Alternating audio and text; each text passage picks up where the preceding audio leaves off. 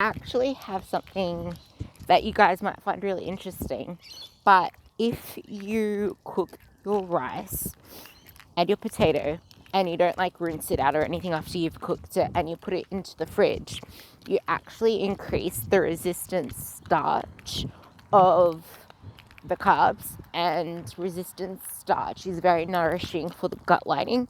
So it's great for gut health, it's great for satiety, it's great for creating those enzymes that kind of help the digestion along, help metabolize carbs. And yeah, so if you end up doing that, like that's why it's great to eat like prep and then eat the potato or the rice after it's been cooked, but it's not always practical.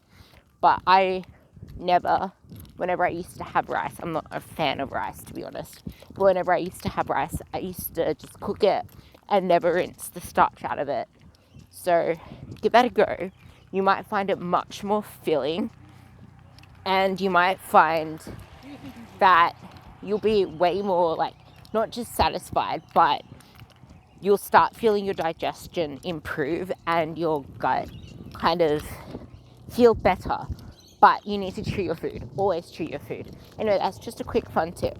But pretty much what I really wanted to talk on today is something that I've been going on in my posts lately on Instagram and on Facebook, which is you really need to celebrate your small wins, because a lot of you downplay the smallest things, and like comparison is a thief of joy. Just because there are other people in this group or other people on Instagram or other people anywhere just showing their highlight reel, you don't know their backstory. Like, I read a post the other day where this guy did a poll of an 150 kilo man. Now they said, what do you think of this guy? Do you think he's lazy? And pretty much 90% of people said yes. And then he asked the question again saying, what if I told you that this guy has already lost 50 kilos and now he only weighs 150? Now do you think he is lazy? And only 10% said yes. The others didn't, because he lost that 50 kilos and no one knew about it because no one knows his backstory. And that's pretty much the same with everybody that you see on social media or anybody that you see in the gym and stuff. Like, you don't know their story. Like, I get asked all the time, how did I get so strong? Or how did I get legs like that? Or all this other stuff. And I've only just really started to see that I do actually have pretty good legs and they are lean. And I never used to accept that before, because my identity that I held upon myself was that my legs are shit, because that's what drove me to get to where I am now with my legs. Like, I used to program and train the crap out of my legs. I used to always go heavy. I remember crying in the gym at times because my program was so intense. I always used to do shit that I really did not want to be there to do. And then there was a time where I actually had an injury in I don't know where it was, but I couldn't do lat pull downs, yet I felt it in my shoulder, and I just had to cut out pretty much a lot of my upper body training for about 6 weeks. So for those 6 weeks, I was pretty much just training legs every second day, literally every second day. And I only took rest days as I felt I needed, just because I wasn't going so intense, and because pretty much half of my body was not able to be trained because of my injury. So that comes down to the whole you don't know the backstory. And then there's that post I mentioned about point A to point B. Like, sometimes you might look at point A and be like, oh, I was actually so much stronger back then.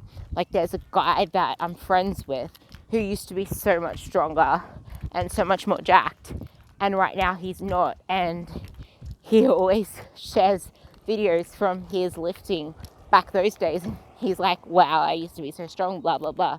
But he was training specifically for that strength, and in the meantime he's competed in 3 bodybuilding shows, he's traveled, he's built his business, he's brought out a protein powder, something, I don't know what else, but so much has happened between point A and point B. He went through a divorce. You don't know people's stories. and you don't know what happened between that point A and point B. So you can't just, like, something that I always have said is never be envious of a person or jealous of a person and what they look like or their body or whatever, and never actually say that that person or that body is goals, but instead look to their behaviors, look to the actions they put in every day, and look to their work ethic. And instead of looking up to them as a person, look up to them as a worker and try to put in the same effort that they do. And sure enough, you'll become your best version of yourself. And you never really know how satisfying it is until you start accomplishing those things. And as soon as you start making those mini wins, don't compare them to, like, other people's chapters and where they are in their lives. Like, actually celebrate every single one of those little wins, because it will feed you forward. And in times where you're struggling or you go backwards a few steps, or like, there's someone who always says it, she's like, I feel like I'm taking a few steps forward, but then I take like 10 or more backwards. And that's why I said in my last podcast where I mentioned, just because things are going well and it feels like a whole cascade of fireworks went off, don't stop doing the behaviors that have led to where you are now, and don't stop working on them. Because yeah, it's not a sprint, but when you're motivated and when you're starting to see all these little changes, celebrate the fuck out of them. And not just that, but use that motivation that, oh my God, I'm being amazing, to actually set more things in place to ensure there is no way to fall backwards. And you need to stop being stubborn and living in denial. Like, if it's the TV at night that's ruining you, therefore ruining your sleep, you need to turn that shit off. Because if you're not getting your sleep, not only are your hormones whacked up and going to make you crave food and hunger and stuff, but a lot of binging or a lot of overeating happens at nighttime. And that's why intermittent fasting, or those rules that you can't eat past 7 o'clock, are actually pretty damn good at making people lose weight. Because most people snack after 7 p.m, most people binge after 7 p.m. So those food rules, even though they're completely stupid, because at the end of the day, it's only if you eat too much that you start putting on the weight. But when do most people put on that weight? It's when they're mindlessly eating in front of the TV. So if the TV is ruining you, you're going to have to say goodbye to the TV. Like, I don't even own a TV because to me, it's wasting my life. Like, I'd rather be doing something else that actually makes me more empowered and a better person. Like, why do I care what other people are doing in their lives? Why do I give a shit about celebrities? I don't. Like, you get so much more out of, like, reading books, for example, listening to podcasts, listening to music, taking up a hobby, like walking outdoors, getting some fresh air, getting some movement in.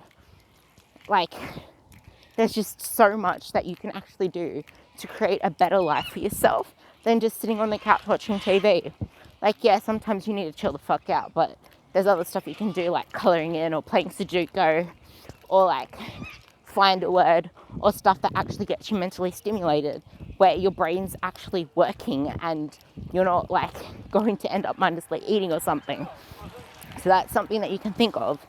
And if, like, for example, if there's things in the house that, like, I'll give you an example. I was eating jam on bread, and I think I was having like 3 slices of bread and jam. Now, I can control that easily. Like, I stop after that, but I usually have to have a whole mug of tea, like a massive mug of tea, to be satisfied after it, because after having something sweet, all I want is more food. So what I've decided to do is change up my meal plan to where now, if I want, like, I still have that carb allowance, which is a lot. It's like, I think it calculated to 140 grams of carbs, because I was having like 40 grams of jam and 3 slices of bread. So what I can do instead with those carbs is maybe have another bowl that you probably saw on my story on Instagram. That was potatoes, pumpkin, and egg whites. So it was actually mashed potato, mashed pumpkin, and air fried egg whites, and it was delicious because I put I always make the donut egg whites every time I make it. So I put like cardamom, nutmeg, coriander seeds, cinnamon, and a shitload of stevia drops. And it tastes amazing. So I put all of that into the bowl and mix all that together. And then I have that for one meal, and then I do the same thing again. But instead of egg whites, I put a tin of tuna in there. And then what I can do is I can just make another bowl with maybe half tuna, half egg whites, or pick whether I want another tuna bowl or another egg whites bowl. And that will be much more satisfying for me. And it'll be a massive bowl. Like, that bowl was massive compared to 3 slices of bread that don't really fill me up.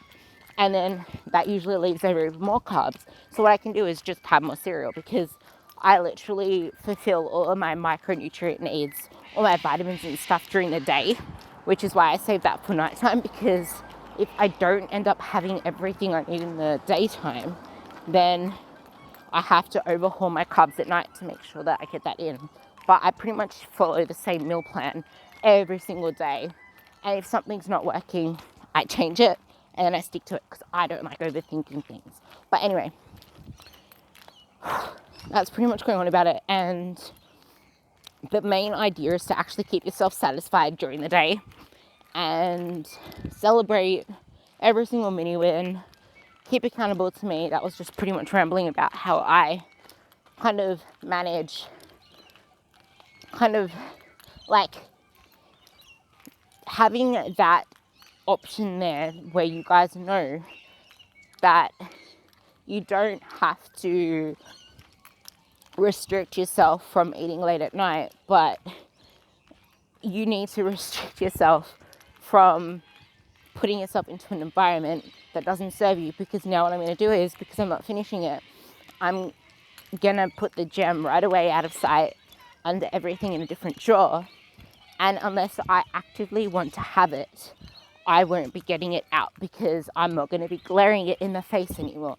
So reiterate, like, do a complete overhaul of your pantry, of your fridge. Put things out of sight that you don't want to be mindlessly eating, that you don't want to be tempted to. Like, you know it's there, so that could be something, but then you'll have to put in other active steps. And if you live with other people, it makes it harder. But you can make things easier for yourself. Like, make it so easy that it's hard to slip up.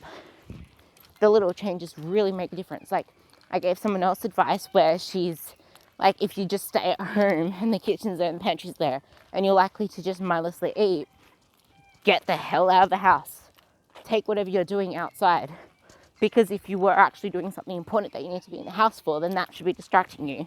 Put on a playlist, put on some music, like, have something going on where your mind has something. Like, if music's on, I'm more likely to, like, sing to it. Or you can dance with your kids if you have kids there and get them involved. But yeah, anyway, that's my ramble. Hope it helped. And I'll see you all on the other side, because feedback's tomorrow.